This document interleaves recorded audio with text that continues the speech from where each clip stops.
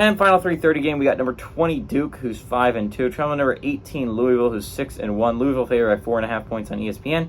Riley Leonard's has gone 86 and 142 this year, thrown for 981 yards, 30 touchdowns, 2 interceptions. Jordan Waters had 78 carries for 465 yards, but 9 touchdowns on the ground, which is crazy.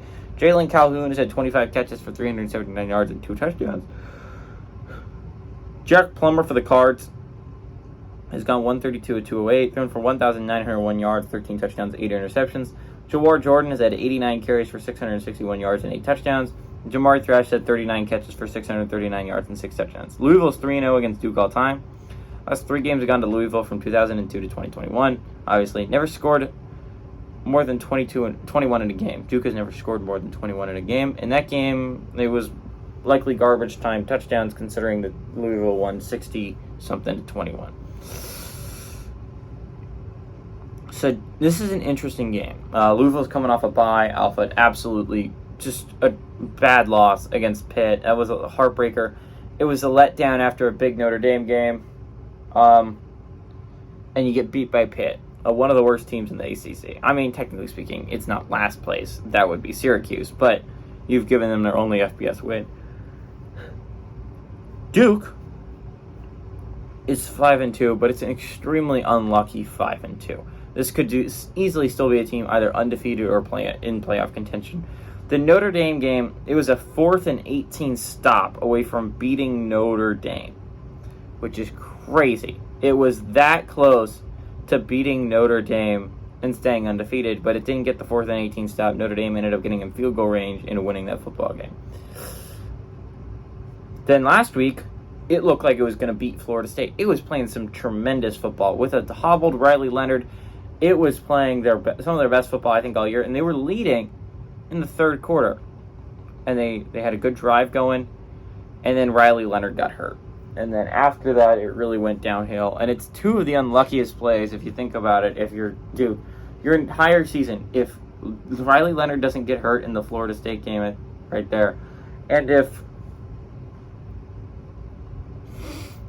if Sam Hartman doesn't convert a 4th and 18 against you guys, you could still be undefeated. You could be in the top 10, honestly.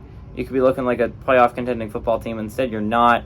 I think this question comes down to, will Riley Leonard play? I think if Riley Leonard plays, they have a good shot of going on the road and beating Louisville.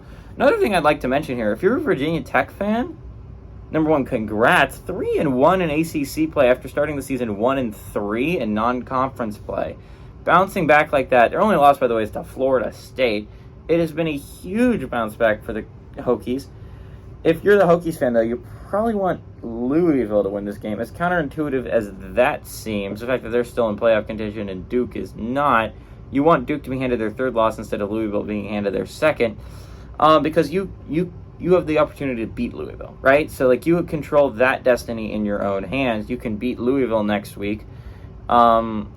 The only thing then you don't control is how UNC does down the stretch, which I don't know how tiebreakers between you two would work. I don't think they play UNC. I don't think they played UNC.